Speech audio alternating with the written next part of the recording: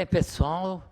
Se você está gostando aqui do nosso fórum, você poderá rever todas essas palestras buscando informações no site do evento. Então, essa é uma grande contribuição que o nosso evento traz, de forma que ele não termina aqui, a pessoa acabou de falar e parou por ali. Não, você poderá rever todas essas informações. E acho que vale a pena. Olha, o que eu estou aprendendo hoje aqui, poxa, não tem limite. E olha só o que nós vamos falar agora, olha. Transformação digital na área da saúde e fitness. Para desenvolver este tema, nós vamos convidar o Gustavo Drago. Ele é sócio fundador da Betriol. Ele tem MBA em Gestão de Negócios pela Fundação Getúlio Vargas. É pós-graduado em Treinamento Esportivo pela Unifesp. Você pensar no plano de negócio estruturado, em que você pensa em todos os detalhes antes de ir para a prática, ela te convida a ir para a prática, né? Através do que a gente chama de MVP, né? É o mínimo valor necessário de um produto para você lançar e validar essas hipóteses, né? A gente fazia muita pesquisa de mercado para lançar um produto e hoje a gente já testa rápido esse produto, né? Assim como o professor Cris trouxe, eu identifico ou eu crio hipóteses de necessidades de mercado, de um possível cliente que eu tenha lá na saúde e no fitness e testo ele rápido. Crio um produto rápido para ver se aquele problema é real e se eu tenho uma solução que realmente resolva aquele problema. A gente tem uma ideia de propósito, e o propósito é um pouco diferente do objetivo, porque o propósito é aquilo que te define em termos de essência, né, de grupo. É o que efetivamente você quer transformar na sociedade, o que efetivamente você quer criar dentro dessa sociedade. E ela é uma visão digital, ela é muito menos analógica. Por mais que você tenha um produto ou que você venda um produto tradicional, esse produto não se transformar em digital, você vai ter muita dificuldade de performar no ambiente, assim como o professor disse, Cris, que envolve alto nível de personalização e larga escala, né? Antes a gente trabalhava isso com uma dicotomia, né? Ou eu pensava em larga escala e o produto tinha baixo nível de personalização, ou eu penso em num grande nível de personalização e pouca escala. Hoje, com a tecnologia, a gente sabe que consegue fazer alto nível de personalização em larga escala, né? O Waze está aí, é um exemplo, né? Todas as tecnologias do Google, né? Você consegue buscar conteúdos no próprio Google com alto nível de personalização, geração de conteúdos sejam à luz dos seus hábitos de busca, né? Do que um conteúdo generalista, né? Quando eu pego o Waze e vou tentar ir do ponto A ao ponto B, o Waze é um sistema dinâmico que considera o trânsito naquele momento, que considera a característica, os caminhos que você gostaria de percorrer e te propõe trajetórias mais amigáveis ao seu estilo de vida. Então, essa nova economia, evidentemente, trouxe comportamentos muito interessantes para aquelas empresas que dominavam o mercado há pouquíssimo tempo atrás, né, como Kodak, Blockbuster, que foi em menos de uma década substituída por uma visão completamente tecnológica, com alto nível de personalização, que te oferece conteúdos, por exemplo, como a Netflix, pautado nos seus hábitos de consumo, né? Pautado em séries que você gostaria de ver, pautado em características de busca que você tem dentro do Google e etc. Então, a nova economia, nesse exemplo, ela é muito, muito clara, porque você vê um crescimento exponencial da Netflix e uma queda exponencial da Blockbuster, que virou, infelizmente, uma empresa que acabou falindo, não é? É só para lembrar, para quem não sabe, a Netflix lá atrás foi oferecer parte do equity da empresa, né? Do valor da empresa, parte dela, para Blockbuster, com o intuito de conseguir capital para continuar crescendo, e foi negado, né? E a Blockbuster e a Netflix, então, consegue esse investimento, cresce. A Blockbuster hoje, Blockbuster não existe mais. Por que é importante trazer essas visões para o nosso papo aqui? Não existe a possibilidade de atuar no mercado novo, que esse mercado está assim dentro da saúde e do fitness, que não seja para um olhar de inovação e um olhar digital desse processo. Quando a gente olha para as principais empresas hoje, as 10 principais empresas do mundo, a gente vai perceber que não tem mais Coca-Cola lá em cima, não tem mais McDonald's lá em cima, não tem nenhuma indústria automotiva que não seja a Tesla, que é toda pautada em tecnologia lá em cima. Todas, sem exceção, envolvem tecnologia, serviço e desenvolvimento de device tecnológico. Para todas que viviam na velha economia, foram dizimadas ao ponto de não estar nenhuma inserida. Essa é a visão das empresas que têm maior potencial, que têm maior valor de mercado no mundo. Né? Como que está o Brasil em relação a isso?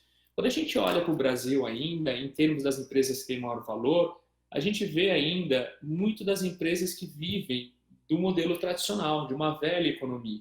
Né? Por exemplo, a marca que tem mais valor hoje aqui no mercado, pelo menos até 2019, é o Itaú e o Bradesco, né? E alguns produtos Ambev que estão ali embaixo.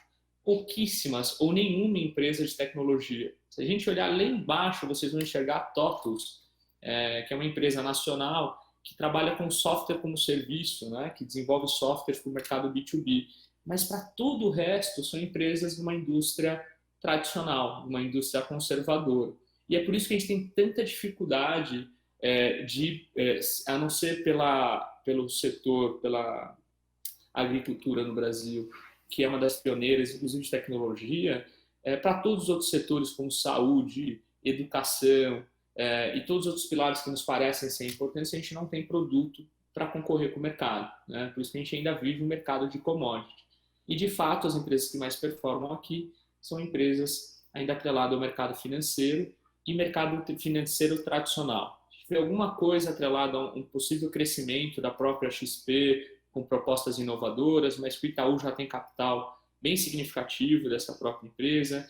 Você vê o crescimento exponencial da Nubank, que nos parece ser algo interessante, a Magalu crescendo exponencialmente, e também não uma empresa brasileira, nacional, mas aqui da América do Sul, o Mercado Livre, que já está há bastante tempo também trabalhando com a ideia de marketplace e e-commerce. Então, é só para trazer um pouquinho de como o mercado enxerga a transformação digital, o mundo enxerga, valoriza ela, e para o mundo que ainda não utiliza o digital como uma ferramenta de mudança e transformação, como aqui no nosso caso no Brasil. Eu torço para que os próximos anos a gente esteja vendo cada vez mais unicórnios, cada vez mais empresas que estão propondo a transformação digital dos setores e conseguindo expansão e ganho de mercado. Quando a gente vai para o nosso papo aqui, entender um pouquinho daquilo que a gente chama de mercado de saúde, né? Vamos tentar entender a saúde como principal foco de setor econômico, e o fitness, esportes, etc., podem estar dentro desse setor. Hoje, no âmbito da saúde, existem problemas que são importantes e que talvez já nos mostrem algum tipo de oportunidade para a transformação digital nesse ambiente. Hoje, a gente percebe que a saúde no Brasil é muito pensada no foco assistencialista. O que significa isso? Ela é muito pautada na consulta médica e na atenção secundária e terciária do cuidado. O que significa isso é que ela é pautada em atendimento médico quando você tem um problema nos hospitais, nas clínicas e internação. E quem assegura isso, quem é a fonte pagadora, no Brasil, como no corporativo pelo menos, são os planos de saúde. E quem paga os planos de saúde, em sua maioria, são as empresas. Boa parte das pessoas que têm assistência médica hoje são justamente aquelas que estão empregadas. Cerca de 80% da classe C e D aqui do Brasil não são assistidas por convênio. Qual é o desafio do mercado da saúde? É entender que saúde ela transcende a questão do assistencialismo, da consulta com o médico ou com o hospital, com a doença em si. Né? A saúde ela está relacionada a um primeiro nível. Né? Como que eu faço para me manter saudável no sentido de como a OMS entende saúde, né? Que é bem-estar físico, bem-estar mental, social e um quarto pilar agora que é financeiro. Está justamente no primeiro nível, na prevenção, na predição do surgimento de novas doenças, ou seja, é ter um comportamento proativo para o não surgimento de uma doença e não necessariamente no atendimento só quando o indivíduo apresenta uma doença. Por que isso é importante? porque cerca de 81% dos custos que vão estar atrelados a cerca de 30 bilhões de reais que estão vinculados a planos de saúde no Brasil, que tornam a saúde insustentável, estão atrelados a doenças banais, evitáveis e atrelados ao modelo de consulta, que eu só recorro à consulta médica quando eu estou efetivamente doente. Esse modelo é insustentável, né? O problema da saúde não é só no Brasil, a gente entende o setor econômico de saúde como um problema mundial, e os países que têm feito alguma coisa nesse sentido e que têm dado certo, como a Inglaterra, por exemplo, que tem programas de atenção primária, primeiro nível de cuidado das pessoas, né? O que eu posso fazer para o indivíduo não ficar doente, e dado que esse indivíduo já tem uma doença crônica, como que eu faço para acompanhar e cuidar desse indivíduo durante a vida dele? Então, o que a gente tem percebido? Os custos com a saúde são crescentes nesse modelo assistencialista, ele não fecha a conta, então eu preciso inovar em 3 aspectos dentro da saúde. Diminuir o custo per capita, ou seja, qual é o desafio? O que eu posso fazer na saúde para diminuir o custo por indivíduo dentro desse setor? O segundo passo é como eu melhoro a experiência no cuidado das pessoas e como eu faço para atuar na prevenção ao surgimento, na predição do surgimento de novas doenças. Esse é um mercado muito interessante. De cada 10 startups que saem do Vale do Silício, 7 estão tratando de alguma maneira de saúde, em alguma esfera dessa saúde, já a gente vai discutir com mais detalhe. E esse é um mercado no Brasil, por exemplo, que tem tantos desempregados, mas é um mercado que parece ser muito, muito aquecido e potencializado por conta da pandemia. No primeiro semestre agora, que a gente está vivendo, no Brasil, são mais de 495 milhões investidos em health techs, né? Dinheiro de investidor de venture capital, de investidor de capital de risco para soluções que estejam dispostas a atuar nesse mercado, né? É um crescimento exponencial daquilo que a gente vem observando ao longo dos anos, mostrando que há um grupo de pessoas, um grupo de fundos de investimento que estão dispostos a investir na gente. Então, se você tem alguma ideia inovadora, que vai resolver algum desses problemas que a gente está apresentando aqui na sua casa, crie algo com qualidade, porque dinheiro disponível para esse tipo de solução existe no mercado, e é um dinheiro de capital de risco, que significa eu coloco dinheiro porque eu tenho certeza que isso tem potencial de crescimento exponencial, né? Então, é um pouco da visão aqui de mercado que eu acho que é importante para o nosso papo. Um ponto importante, já chamando a atenção para quem quer atuar nesse mercado e na transformação digital, é que a tecnologia, ela não está, nesse momento, ela não deve ser tratada como algo que vá substituir a relação humana, que vá substituir o profissional de educação física, o médico, o psicólogo ou o nutricionista. A tecnologia aqui, ela deve estar a favor da relação humana. E não é por uma questão só moral da história. O fato é que as empresas que mais performam em tecnologia hoje, que desenvolvem soluções, aplicativos, redes sociais, que mais performam são aquelas que promovem o encontro.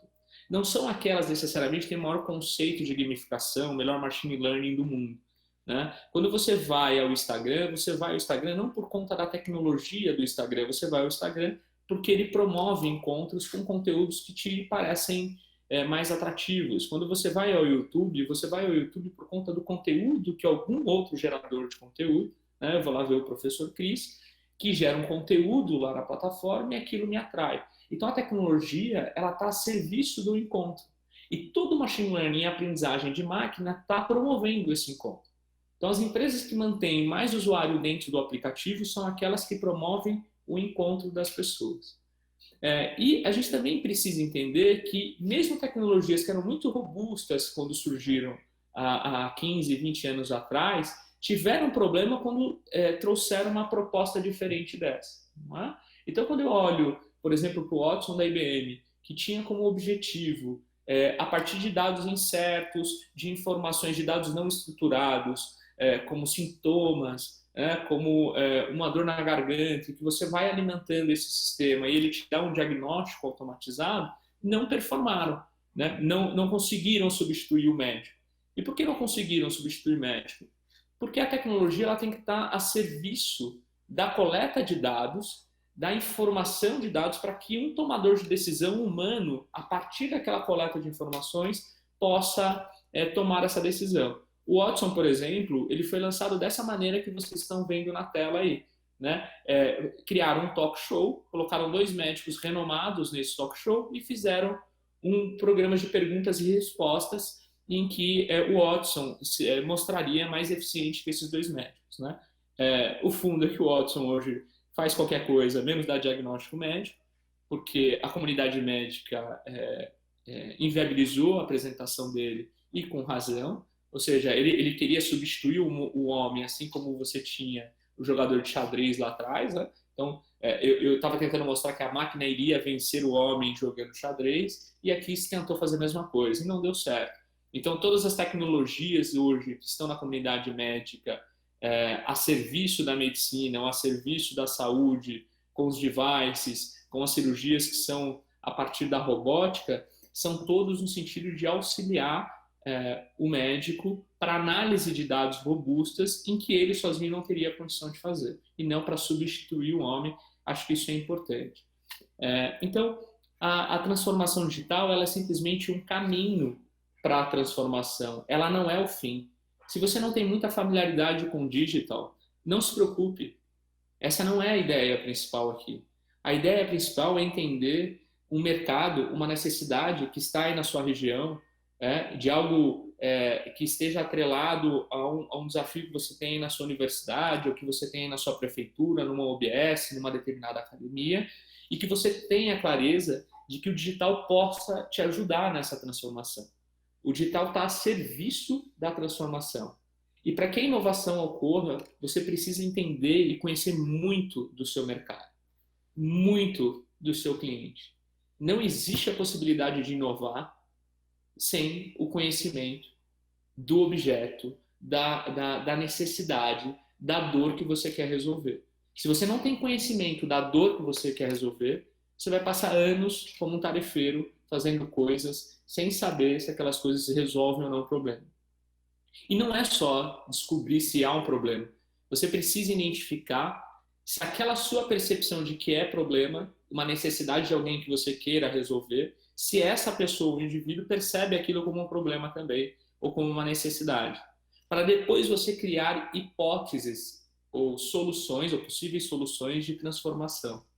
Então, conhecer os clientes e as possíveis necessidades desses clientes é fundamental para que você inove e para que você traga a cultura de transformação digital.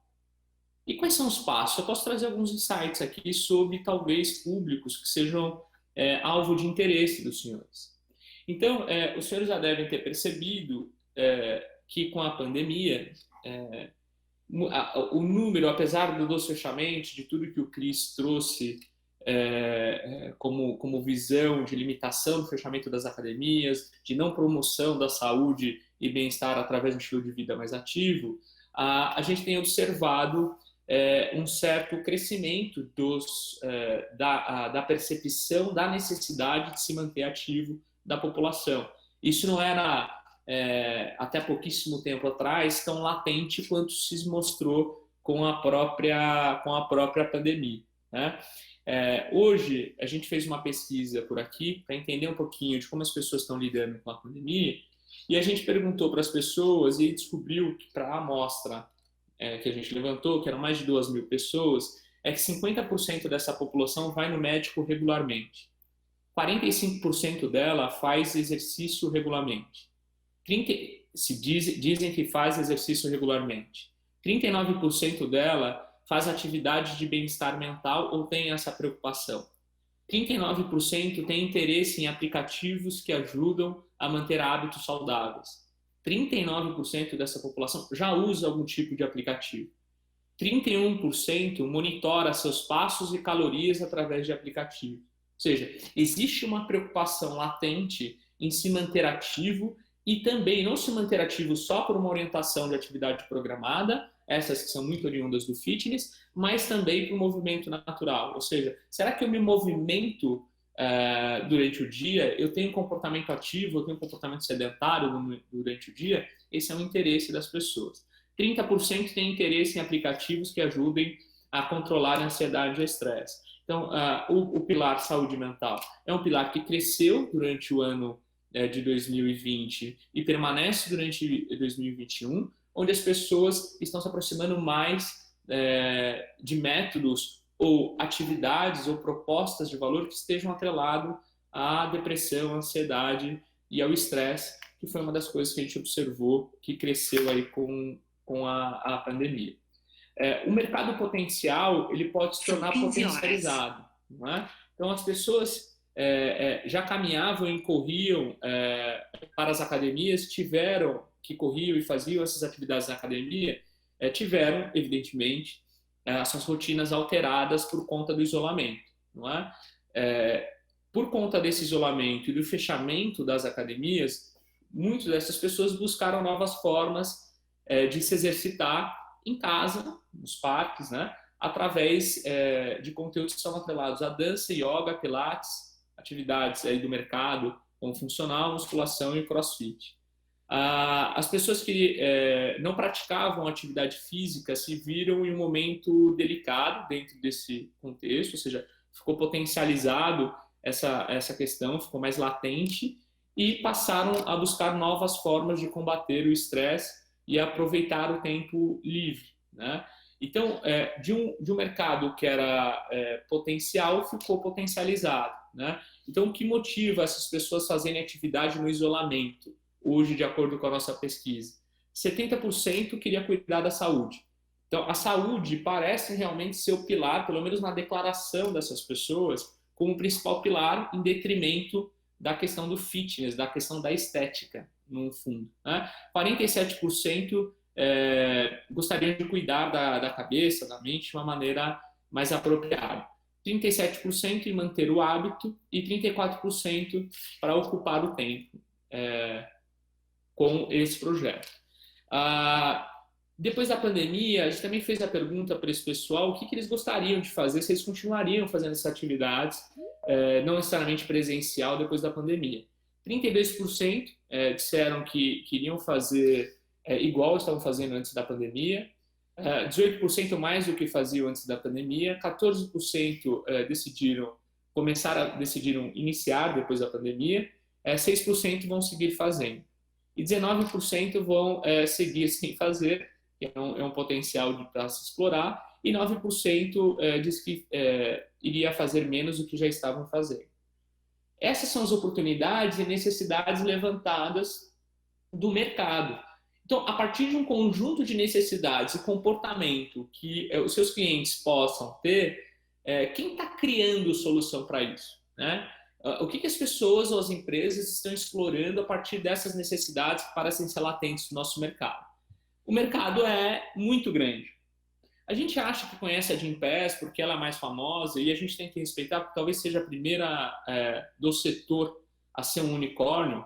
Unicórnio, para quem não conhece, é quando uma empresa tem um valor de mercado superior a $1 bilhão, né? A Gympass tem esse valuation, está lá no Vale do Silício, tem operação aqui no Brasil e na América Latina, não é?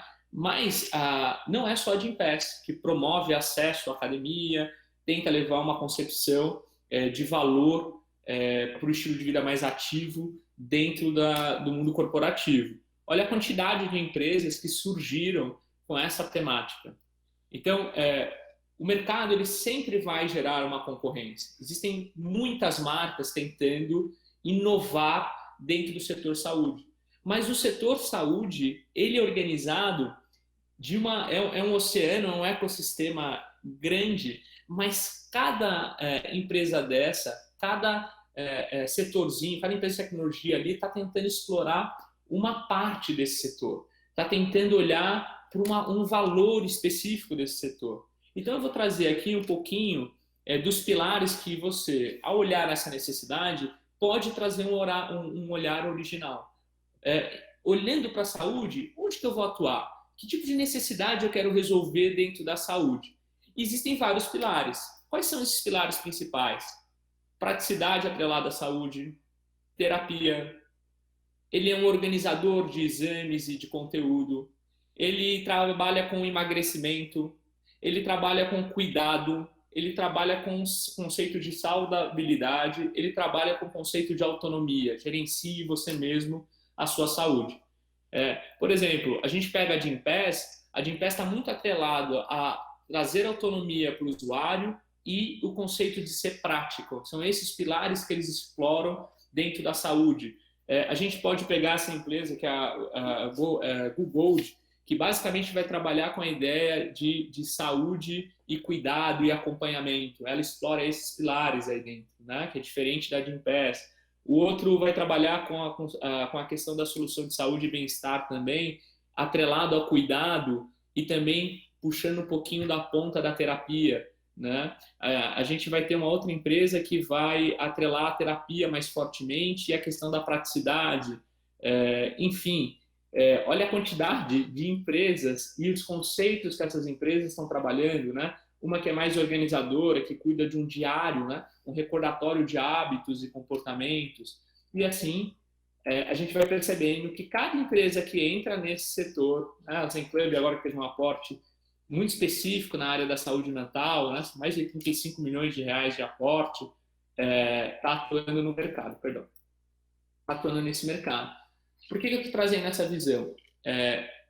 Há sempre a possibilidade de inovar, há sempre a possibilidade de ressignificar a saúde, há sempre a possibilidade de trazer um olhar original para um determinado tema.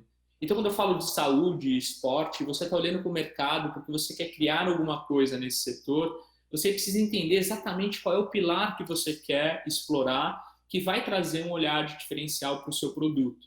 E isso é sem fim, né? A Gympass está bem posicionada, o mercado dela é esse. Ela oferece autonomia, praticidade e te garante acesso na academia quando você está no mundo corporativo.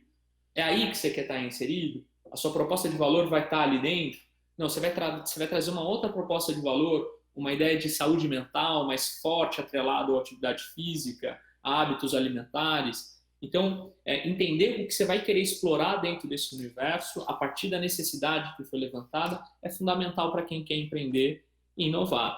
A gente aqui da BetterYou decidiu investir num pilar todos esses conceitos que eu acabei de apresentar, porque era um pilar que a gente julga que ninguém estava explorando dentro desse oceano, que é uma lagoa azul, que é a saúde integral e integrada, que olha para o indivíduo, especialmente pelos pilares biopsicossociais, e tenta resolver um problema bem específico, que é democratizar o acesso à saúde. Democratizar o acesso à saúde, não só uma saúde qualificada, né? Um acesso a uma estrutura de uma saúde, mas uma saúde qualificada, humanizada, que esteja preocupada com o cuidado. E a gente entende saúde como? Assim como a Organização Mundial da Saúde entende. A saúde ela se expressa em bem-estar físico, que é importante entender como o nosso organismo controla e regula o funcionamento dele.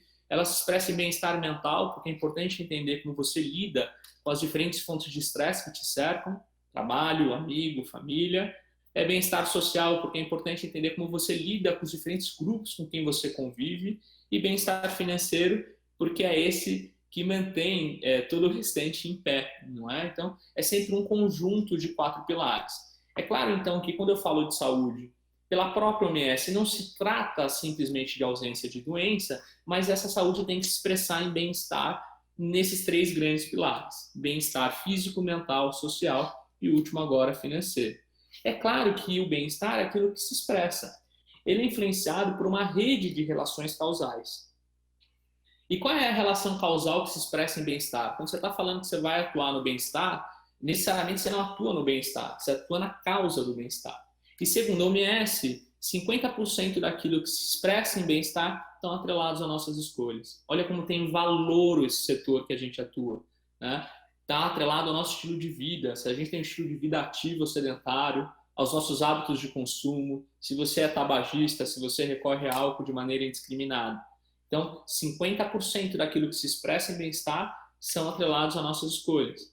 20% ao ambiente. De fato, o meio ambiente influencia, não determina, mas influencia no nosso comportamento.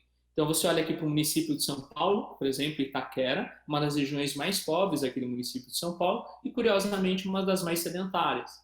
Né? Quando você vai para Itaquera, Itaquera tem muitos fios aparentes, poucas calçadas, poluição visual, calçada curtinha, poucos parques.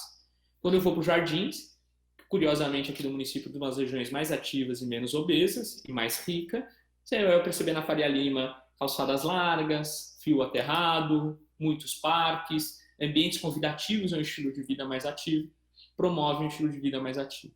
Quando eu olho para o genoma é importante, mas parece de fato não nos definir. 20% dele determina o bem-estar, ou seja, aquilo que você herda geneticamente, mas você pode ter um gene vinculado ao diabetes do tipo 2, esse gene não vinha se expressar por conta das suas escolhas e, portanto, ao seu estilo de vida, né? Assim como o câncer. E 10% assistência médica. A assistência médica é importante, mas de tudo aquilo que pode influenciar naquilo que a OMS entende como saúde, ela influencia só 10%. O curioso é que todo o nosso ecossistema é baseado em assistencialismo, em assistência médica, em consulta, cirurgia e internação. O nosso objetivo, então, não é atuar na assistência médica, na telemedicina, não é dar escala para uma telemedicina, uma consulta. É atuar naquilo que nos parece fundamental, que está atrelado ao estilo de vida das pessoas, ao comportamento e hábito. É aí que a gente gostaria de atuar. E como a gente faz isso? Basicamente, a gente criou uma plataforma que tem como objetivo informar e conectar as pessoas com o objetivo de promover a saúde e o bem-estar. Informar por quê? Você tende a tomar decisões mais assertivas sobre o seu comportamento ou sobre o seu hábito quando são informações suas, particulares, são informações que te pertencem. Quando eu trago informações generalizadas, como ande 30 minutos por dia, né, faça 30 minutos de atividade aeróbica por dia, essas informações ela tem muito pouco potencial de engajar. Não estou falando da sustentação teórica dela acadêmica. Eu estou falando que ela tem pouco potencial de te engajar. Essas informações, quando eu trago informações sobre que você dá 1000 passos por dia, que você consome mais gordura, açúcar e sal do que a média da sua faixa etária, que você está pré-diabético, esses são fatores de risco que podem te sensibilizar para uma mudança de comportamento. E na outra ponta, eu te conecto com alguém que possa te ajudar. Nesse sentido, a gente propôs que especialistas da área da saúde criem conteúdos democraticamente dentro de um marketplace, numa grande Amazon da saúde. Esse conteúdo vai se traduzir em telemedicina, em acompanhamento do médico, um médico da predição, né, da prevenção, não aquele médico necessariamente que você recorre quando você está doente. A gente vai tratar de hábitos alimentares e hábitos de consumo dentro da plataforma através da telenutrição, acompanhamento via chat de uma nutricionista, acompanhamento da sua saúde mental através do terapeuta que fica disponível, tanto para o chat quanto para as consultas e acompanhamento de estados de humor e fontes de estresse, e profissional de educação física que vai te ajudar a acompanhar, a ter um estilo de vida mais ativo, conhecendo as suas limitações, as suas particularidades. E tudo isso acontece através daquilo que nos parece ser mais importante, através do mobile, essa ferramenta, ou seja, eu consigo levar todas as pessoas dentro do meu bolso. Por que isso é importante? Porque a gente quebra a barreira de contato. A gente aproxima, a gente tira a burocratização dessa relação para que as pessoas recorram a esse time, não porque estão doentes, mas porque não querem ficar. A partir dessa interação, o sistema vai te conhecendo melhor. Ele vai trazendo informações sobre os seus hábitos de consumo, porque você pode fotografar seu prato e nosso algoritmo identifica os elementos que estão naquele prato e vão fazer uma estimativa de ingestão calórica, quantas calorias você está ingerindo e a qualidade dessa caloria entre os macronutrientes gordura, carboidrato e proteína. A gente entende se você tem um estilo de vida ativo ou sedentário, sem você pôr nenhum dado lá dentro, basta você estar com o seu celular. A gente sabe o número de passos que você dá, porque a gente já integra com os aplicativos nativos do iOS e Android, que tragam informações sobre o número de passos que você dá por dia. Então, sei se você tem um estilo de vida ativo ou sedentário. Sobre a sua condição clínica e ortopédica, basicamente você pode fazer upload de exames laboratoriais, então seja lá onde for o exame que você tenha feito, no Fleury, a mais Delboni, ao fotografar, ao fazer o upload do exame, nosso algoritmo identifica aqueles biomarcadores que estão ali e transformam em biomarcadores digitais. E, do ponto de vista ortopédico, você pode fazer uploads de imagem, como o raio-x e a ressonância magnética. Isso tudo dá conta do bem-estar físico, então eu estou olhando para a sua saúde física, para o movimento e tudo que cerca movimento, E, do ponto de vista mental e social, a gente utiliza instrumentos psicométricos, né? Esse nome meio esquisito, mas basicamente a gente monitora a fonte de estresse, diariamente interagindo e premiando cada vez que você reporta o seu estado de humor. Né? Então você tem lá uma fonte de estresse trabalho, ela pode estar pior do que normal e ela fica pior do que normal durante 6 semanas. Esse pior do que normal sem oscilar sugere uma monotonia. É essa monotonia de uma fonte de estresse elevada que te leva ao esgotamento, que te leva para o burnout, no caso da empresa, que vai te levar para o overtraining quando você está no esporte. Essa fonte de estresse elevada sem oscilar, depende do que for a fonte, é que te leva à mudança de comportamento. E sono, né? Tudo isso vai para um grande data lake, um grande big data de informações, e é aqui que a gente promove aquilo que talvez seja mais original, que é a saúde integral e integrada. É o pilar, lembra, do que a gente está explorando. Isso é a Better You. Existem várias possibilidades de você explorar a saúde. A Better You explora a integração de dados. São 3 fundamentais. Como você se movimenta, como você se alimenta e o que você pensa. Esses são os 3 pilares que a gente gostaria de monitorar, porque esses 3 pilares determinam aquilo que a gente chama de estilo de vida. É a partir do comportamento, do sistema nervoso central, que você decide fazer uma atividade física ou não. A partir dessa relação, o algoritmo olha, poxa, o professor Cris, uma hipótese, tá bom? Não ocorre. O professor Cris tem uma fonte de estresse chamada trabalho, ela permanece elevada durante 6 semanas, não oscila. O Cris tem uma alteração biológica para incremento de cortisol e diminuição de testosterona, que deixa ele mais letárgico. Ele dava 10 mil passos por dia, passa a dar 1.000 passos por dia, se tornando ultra sedentário. Tende a recorrer mais gordura, açúcar e sal, e o último exame laboratorial dele deu alteração para a glicemia, sugerindo um pré-diabetes. Esse caminho feliz do algoritmo identifica uma relação causal, que é uma fonte de estresse que está desorganizando a maneira como o Cris lida com o comportamento, com aquilo que se expressa em comportamento. Por que o Cris não anda? O Cris não anda não porque ele não sabe que ele deveria andar. Ele não faz atividade física não porque ele não sabe que deveria fazer atividade física. Ele não está fazendo porque tem uma fonte de estresse que está desorganizando essa relação.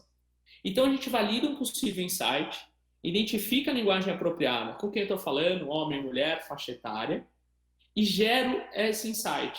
Esse insight vai se traduzir na apresentação dos fatores de risco. Olha, você está pré-diabético, você tem apresentado fontes de estresse elevado, tem se mostrado muito ansioso, tem consumido mais gordura, açúcar e sal do que deveria, e nesse momento aqui, exato, você pode se tornar pré-diabético. Você está na iminência de ter uma doença, né? Um esgotamento, um burnout. E eu vou te conectar com o terapeuta. Por que o terapeuta é sugerido nesse primeiro momento?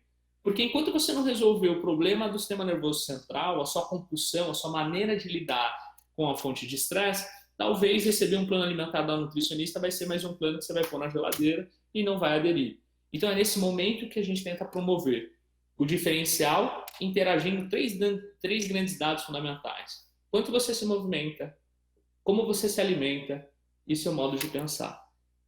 A gente criou um conceito de gamificação. Esse conceito de gamification basicamente envolve um score geral, a gente chama de Health Scorecard, que é um indicador integrado de saúde, um algoritmo complexo, em que eu identifico todos os pilares da sua saúde, modo de pensar, movimento e alimento, e digo para você o quanto você está saudável, e eu vou te mostrando como você, dando pílula, como você pode mudar esse comportamento ao longo do tempo.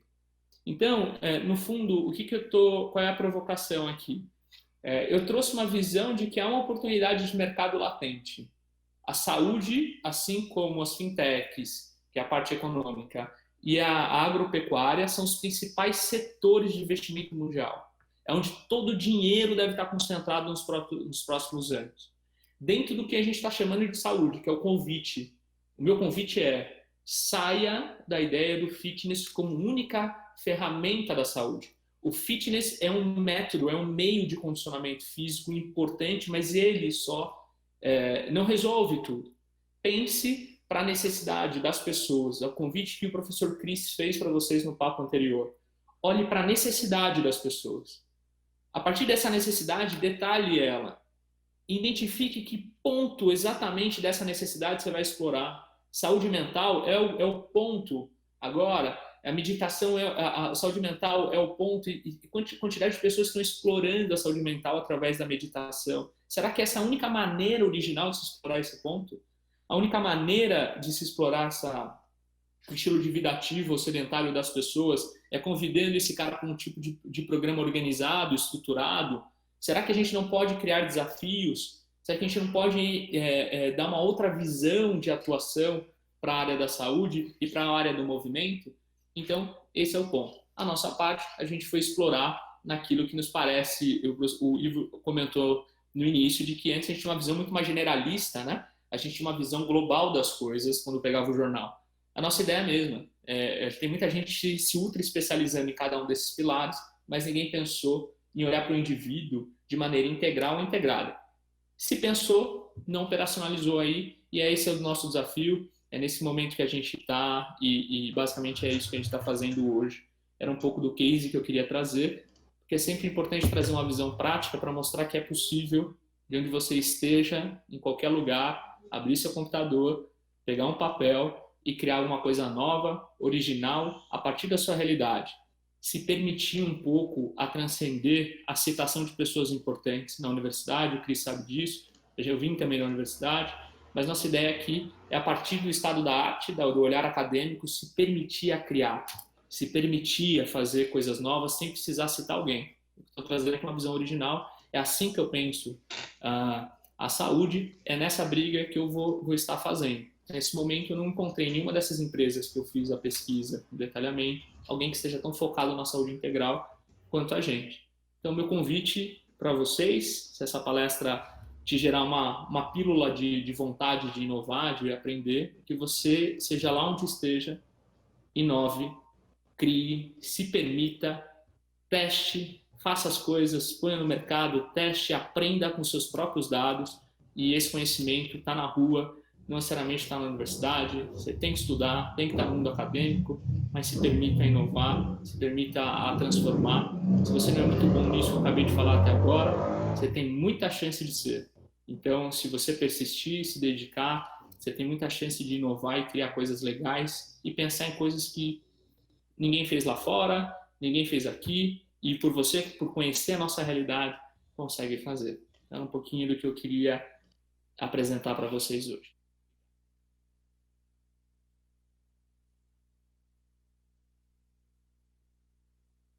Jornalista, muito obrigado pela aula que você nos deu.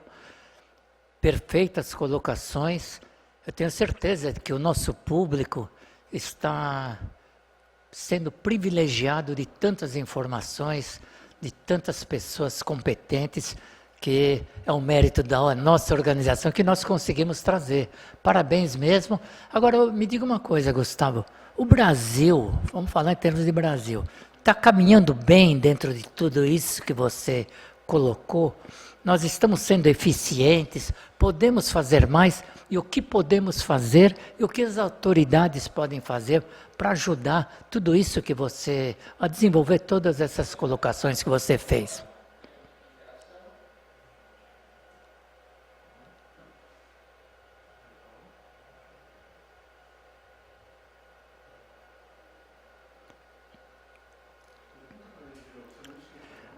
O Gustavo, eu queria agradecer, em nome da organização, a sua participação, todos os ensinamentos que você nos trouxe.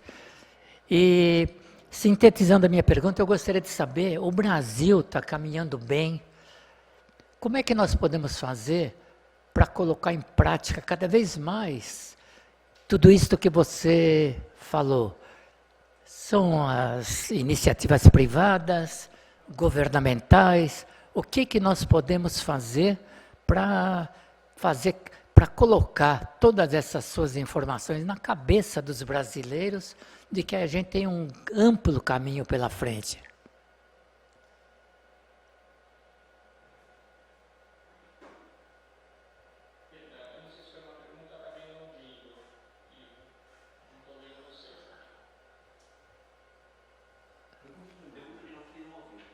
Certo.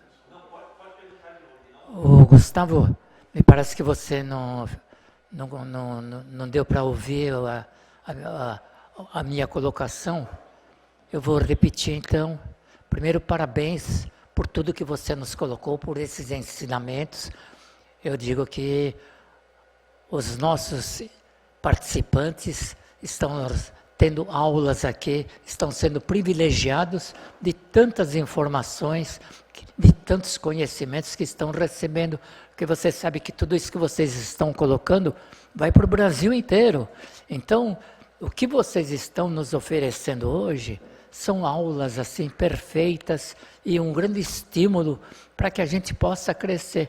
Então eu pergunto a você, o Brasil está fazendo tudo o que pode, o Brasil pode fazer mais, o que nós podemos fazer na iniciativa privada, junto aos órgãos governamentais, o que mais nós podemos fazer para que essas suas colocações cresçam cada vez mais no âmbito nacional? Muito obrigado pelas colocações.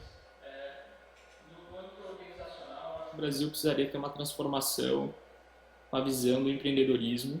Isso envolve reformas, estruturação e incentivo, porque hoje para você abrir uma startup no Brasil é um grande desafio, né?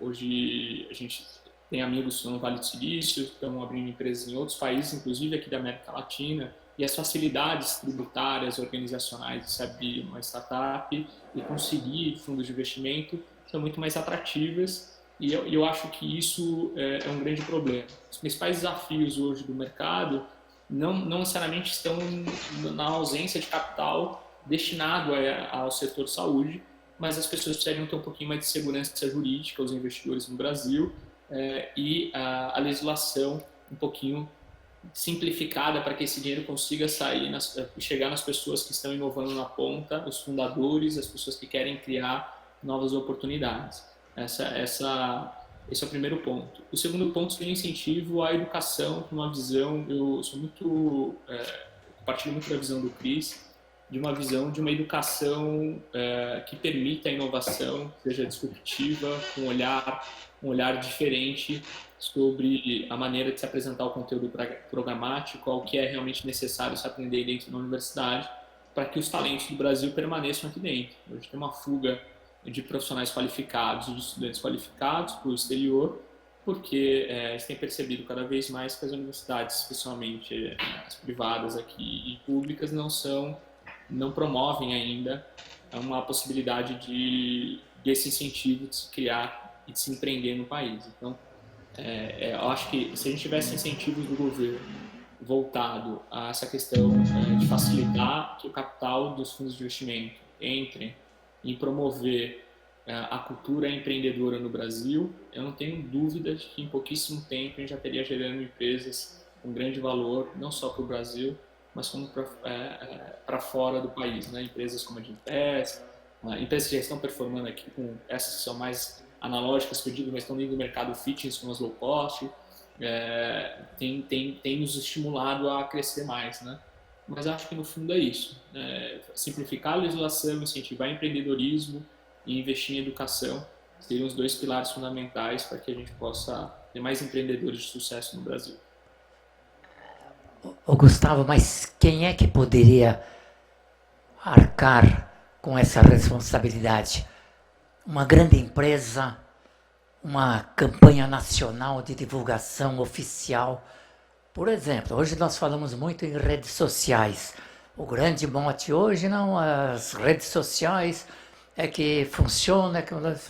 Eu, como jornalista, acho que funciona em parte, mas precisaríamos, de repente, algo maciço, assim, tipo televisão, uma campanha realmente de esclarecimento para a população, para que a gente pudesse alavancar todas essas coisas. A gente vê tantos investimentos feitos por grandes empresas.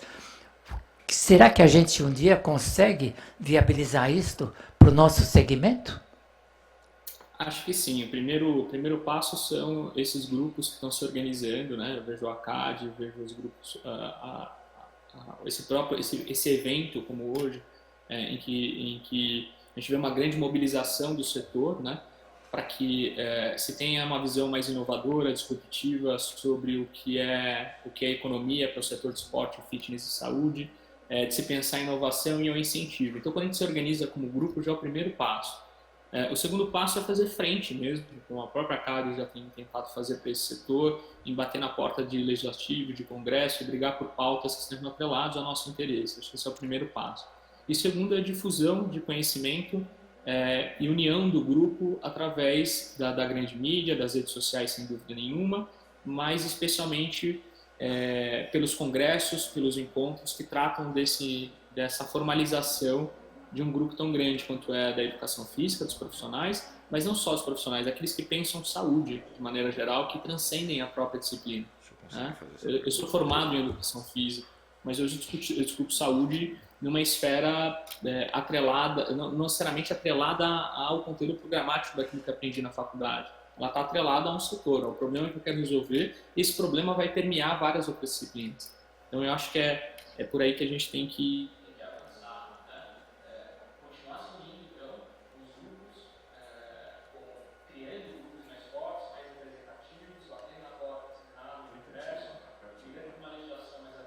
Fala.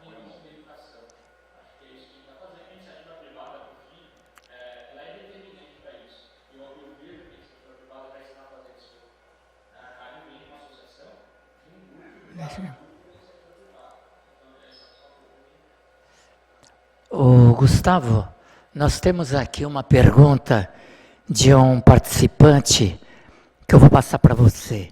Ele diz assim: como começar? Como foi o diálogo com o patrocínio? Pois não é fácil desbravar este campo. Gostaria de saber a sua avaliação. O que você pode dizer a este nosso participante, por favor? Se eu entendi bem, eu vou trazer um pouco do que está mais atrelado, mais próximo a mim. Assim, no sentido, não foi o patrocínio, né? Quando a gente está no empreendedorismo, é um investimento. Né? A busca por investidor é um desafio aqui no Brasil, porque esse dinheiro ele está alocado em grupos que talvez a gente tenha dificuldade de ter acesso, que são as venture capitals ou as family offices. As empresas são grandes fundos, né? Pessoas que se juntam, colocam dinheiro lá e investem em diferentes setores, né? Ou ele está investindo lá na bolsa, ou ele está investindo em equity de empresas, de startups que vão inovar no setor, e esse é um capital de risco. É um desafio, tá bom? A gente colocou o computador aí muito tempo em Starbucks, desenhando o projeto, aprendendo coisas que a gente não dominava, que a gente não teve na formação, como se cria um estudo de viabilidade financeira, o que é um equity, o que é um valuation, o que é o valor da empresa. São desafios em que a gente vai encontrando durante a trajetória para conseguir investimento. A gente também não fazia ideia de como criar um contrato com o investidor, como que você assegura que esse investimento está sendo aplicado, como é o fluxo de caixa desse dinheiro, como que eu apresento uma transparência e governança para esse investidor. Então foram cerca aí de estrada, quase 8 anos de estrada para conseguir o dinheiro. Né? A gente teve que aprender muito mais sobre o que cerca o investimento e a utilização desse dinheiro do que sobre o produto.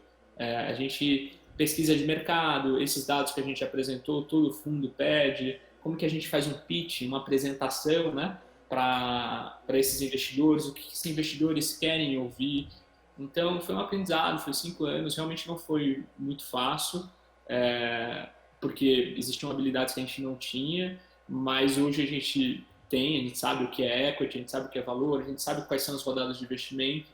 Então, hoje, para quem quer investir, minha sugestão é buscar conhecimento em outras áreas, entender. Se você não sabe o que é valuation, eu acabei de falar, digita aí no Google, você vai ver que tem um monte de cursos. Se você não sabe o que é equity, digita aí, porque para conseguir dinheiro, você tem que dominar essas habilidades também, que transcendem a nossa especialidade.